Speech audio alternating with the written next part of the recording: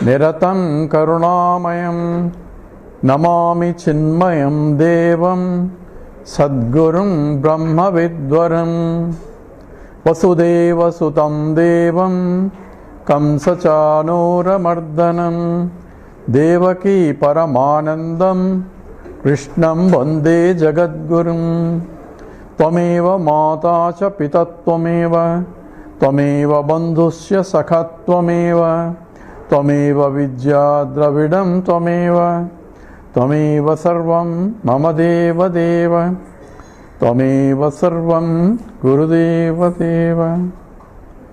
Hari Om. We are doing a series on self-realization, and in the last talk we are talking about Ishvara Darshanam, how to see the Lord. So this becomes a sadhana or a practice that one has to do once we understand that Ishvara is nothing but everything, because he is the Sarva Vyapakaha, omnipresent. Omnipresent is everywhere. Every religion says he is everywhere. But we are still looking for Ishvara somewhere. That means we have not understood the statement that he is everywhere. So we have to apply what we understand. That essentially becomes a sadhana. And in this, he is trying to realize the presence of the Lord everywhere. So we started with the first thing in the morning, think of the Lord and see the presence of the Lord in you and in everyone. So that itself becomes a sadhana, and that has to be practiced regularly, religiously. And also before you go to sleep, think of the Lord and sleep. So this way you are starting the day with the thinking of the Lord, and starting the day, ending the day with thinking of the Lord. And wherever you can think of the Lord, in between the whole day, you can start practicing it. Now, thinking of the Lord helps by taking the name of the Lord. Name and the form goes together. And someone said, Rama and Ramanama. Ramanamam is greater than Rama. Why? Because even after Rama is gone, Ramanama is still there, and it will be there forever. And the Anjaneya took the name of Ramanama, and Rama could not defeat him because the name itself is protecting him. So we used to be when we went first time in the United States, there used to be a TV by name Zenith. So they used to have an advertisement, and that says name, the name goes before the quality. That means they were advertising as if Zenith means it's a quality. So here the name of Rama goes with all the qualities also that stand for Rama. And even if somebody chanted Ulta Sida, that means instead of Rama, Mara, even he was blessed, as we all know the story of Valmiki. So name is very powerful, because in the naming involves knowing. Because I cannot name something without knowing what it is. So any name involves obviously the knowledge of it. So nameability and knowability goes together. And the world is nothing but Nama and Rupa. Nama means name and Rupa means attributes. Rupa stands for form, but form means Shabda, Sparsha, Rupa, Rasa, Gandha. All the 5 attributes that the 5 senses can gather. Because there are only 5 senses, and there can be varieties in that. But that's essentially the 5 through which the world is experienced. So therefore, the scripture says that world is nothing but Nama Rupatmakam Idam Jagata. This whole world is nothing but names and forms. So naming involves knowing. I cannot name it unless I know it. So if I say an object, fresh object, say, what is this? Oh, this is a chair.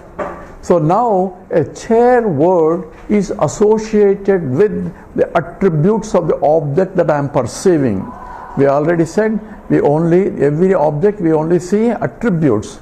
Not even attributes, reflected attributes only we gather. So the vritti, the thought that forms of the chair, contains the attributes of the object. In this case, chair shape. So that form, and we put a name for it. So name and a form is going together. So next time, hey, remember the chair. So remember the chair what? Remember from your memory where what is stored is not the chair, but the chair thought or the name is stored along with its attributes. So name and attributes automatically go together.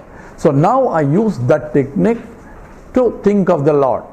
So I cannot think of the Lord just universal total. I need a form for the mind to think, because the mind is only habituated to think a finite form. So therefore, when we think of something, automatically a form comes into picture. So we use a form to think of something which is formless also. Knowledge says it's formless, but for me, to aid the mind to think of the Lord, we give a name that is conducive, that from which you are brought up with.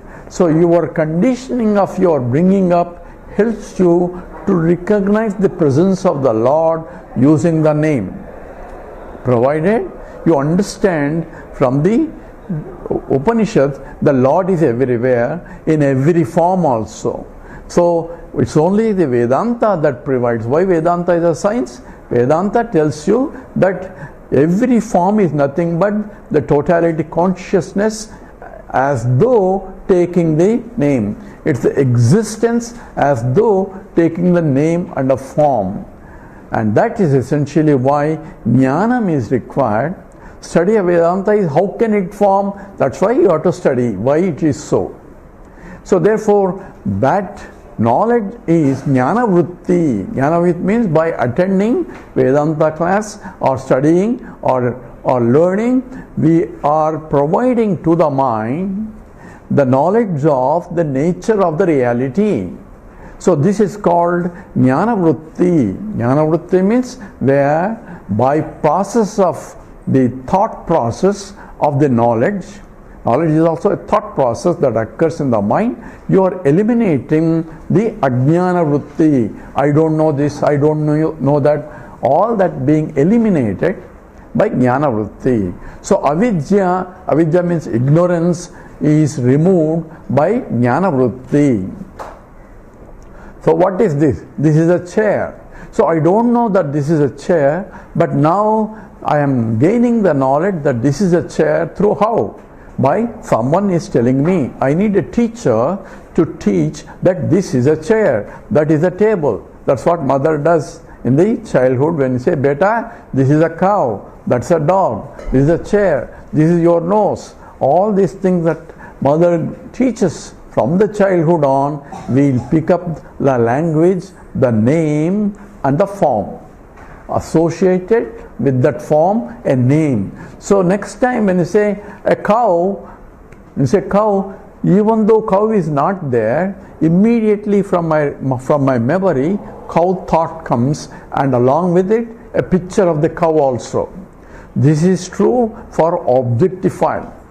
As you go subtler and subtler, you can now conceptualize the concepts also, where the mathematics or higher physics are involving alpha, beta, gamma.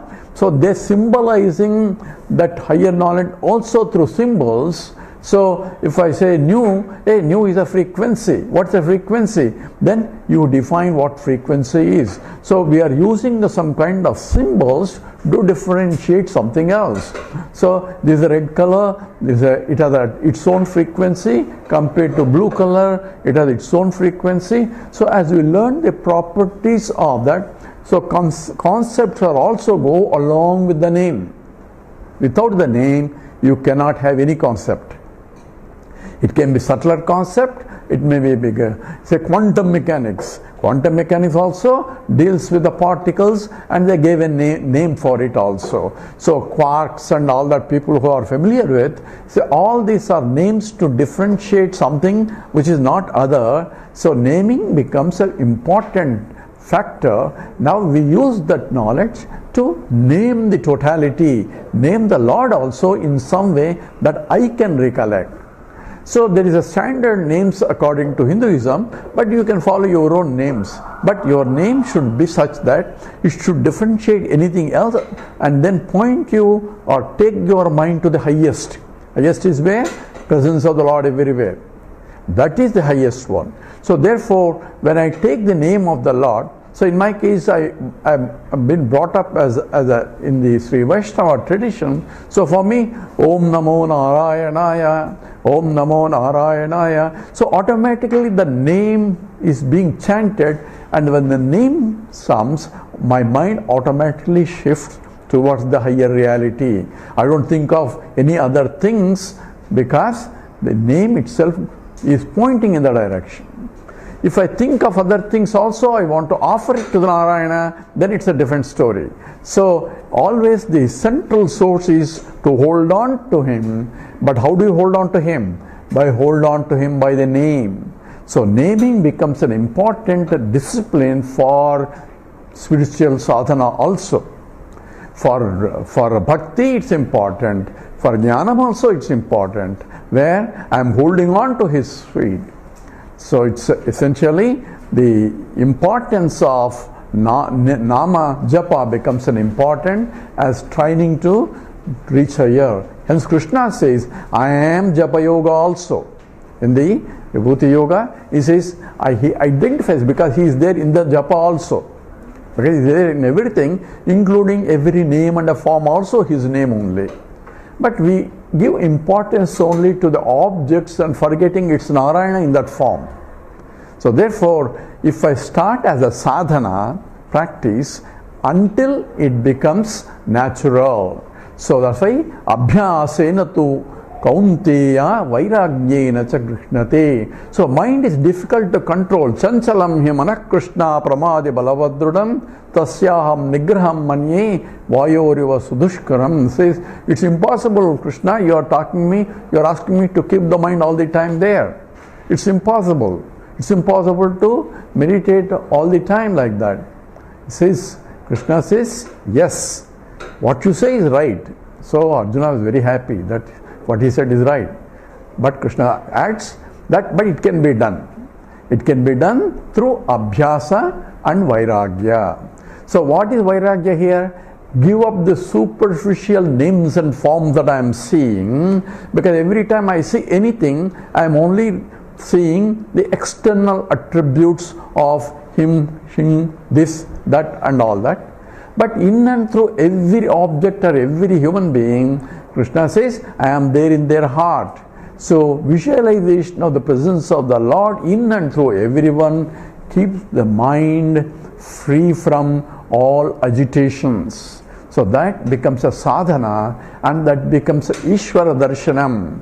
Ishvara Darshanam becomes seeing not only Ishvara in the temple or in the puja room, but seeing the Ishvara in everything that I see as I transact with. But I cannot keep that vision when I am transacting. It's difficult to transact all the time when keeping that vision. So as I am transacting, you have to transact what is to be done. But remembering in and through that this is the original one is that keeps my mind, what need to be done I have to do. At the same time, with a reverential attitude, I will be doing it. If the child needs to be disciplined, you will be doing discipline even though you love your child. So because that is only for the growth of the child. In the same way, I have to treat everyone as it is. We give an example of the electrons, protons and neutrons. Even though everything is electron, protons and neutrons, that's our fundamental knowledge, we still differentiate garbage is garbage and food is food. There is no confusion between the two. So when we treat the food as a delicious, we store it, and the garbage we stink. Hey, they both are electrons and protons and neutrons. Why don't you eat garbage? No. Transactional reality called the Vyavaharika Satyam has to be done exactly, properly, while knowing that in and through transaction, it is the Lord only pervades everything. So knowledge does not negate the transactability, utility, or other things that can be done as it should be done in the Vyavaharika, while keeping the knowledge in the background. What it amounts is that Krishna says, Dukkheshu anudvignamanaha, Thukeshu vigataspruha, Vitaraga bhaya krodaha, Sitadhir muniruchyate. Who is Sthitaprajna? He transacts in the world. At the same time, Vitaraga bhaya krodaha. He does not carry on what need to be. He gets angry, but anger doesn't get him. Next moment, immediately that goes away, because anger is required for that situation, compassion is required in another situation, so he doesn't get confused.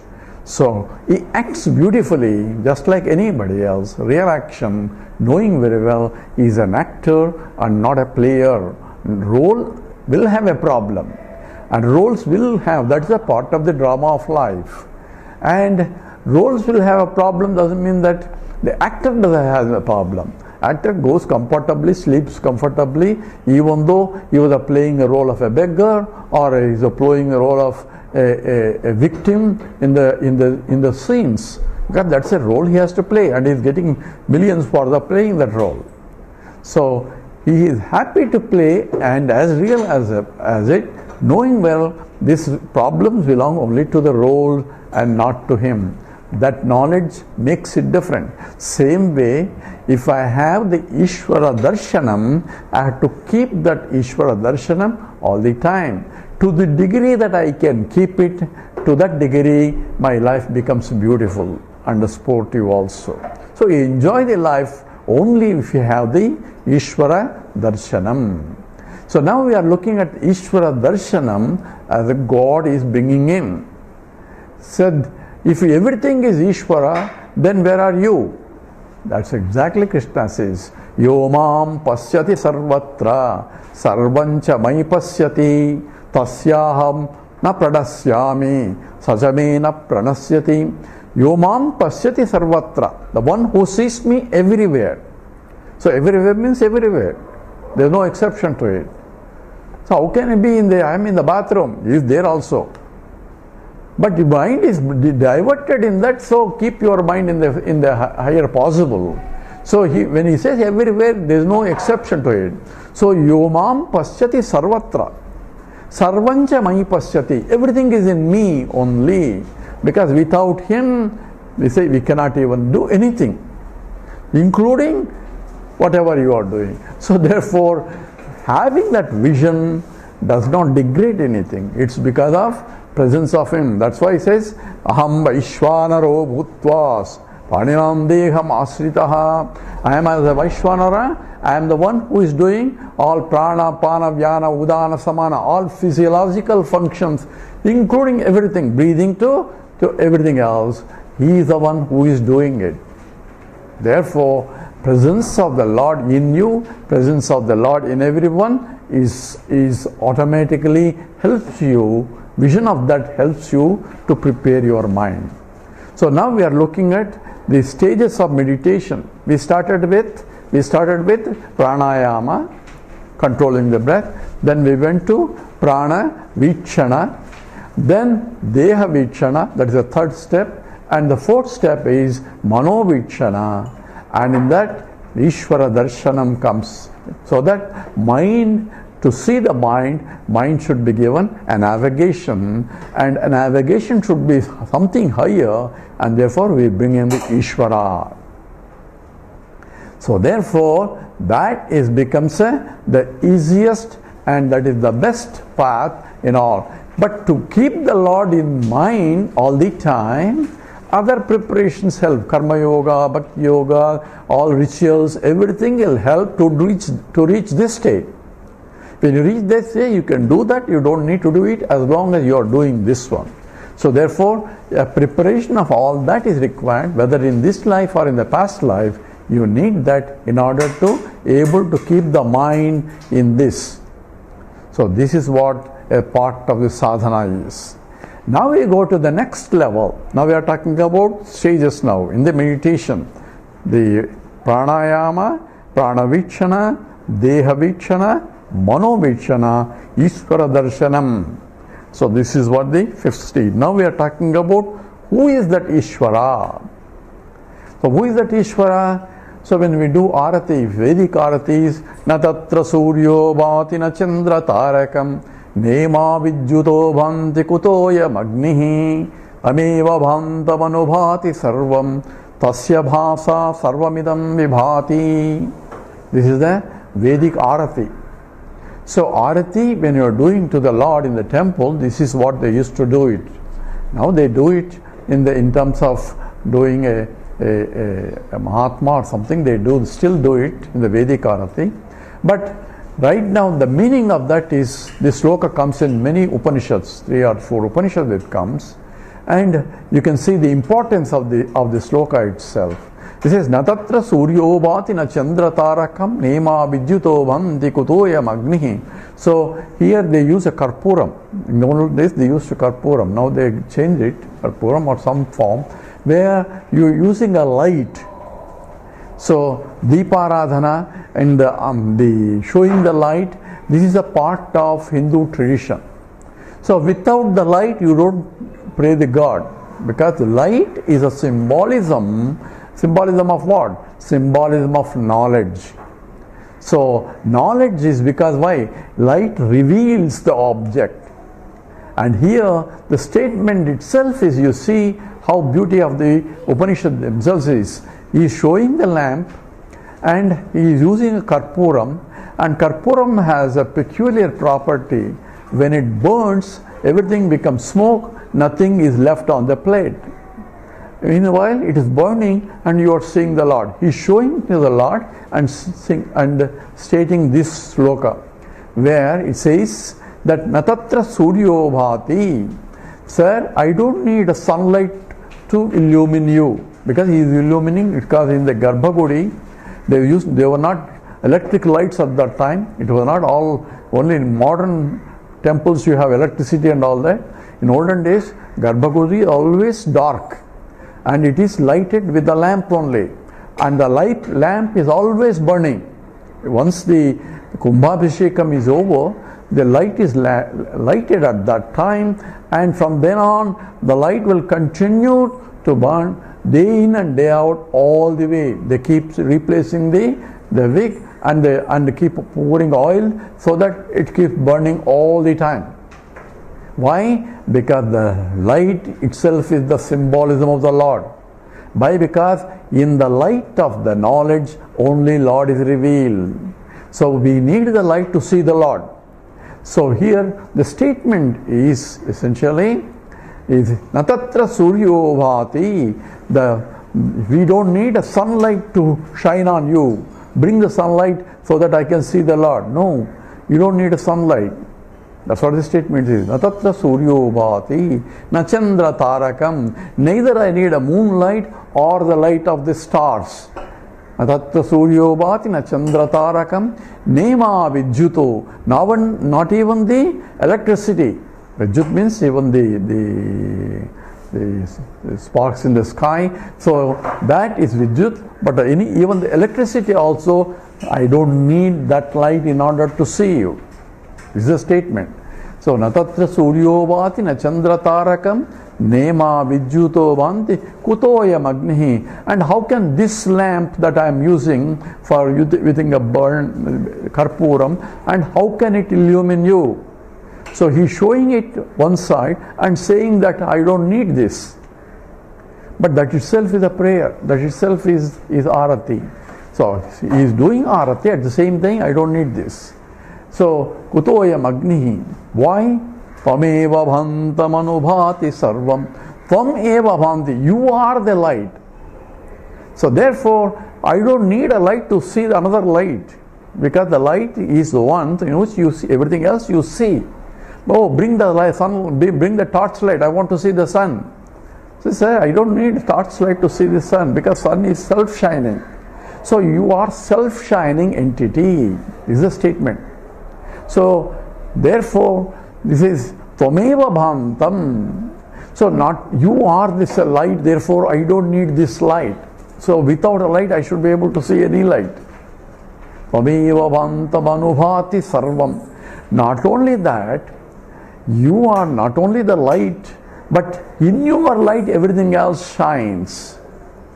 So sun is that. Sun, I don't need a torchlight to see sun, but because of the sunlight only I can see everything else, including torchlight is lighted by the sunlight only indirectly.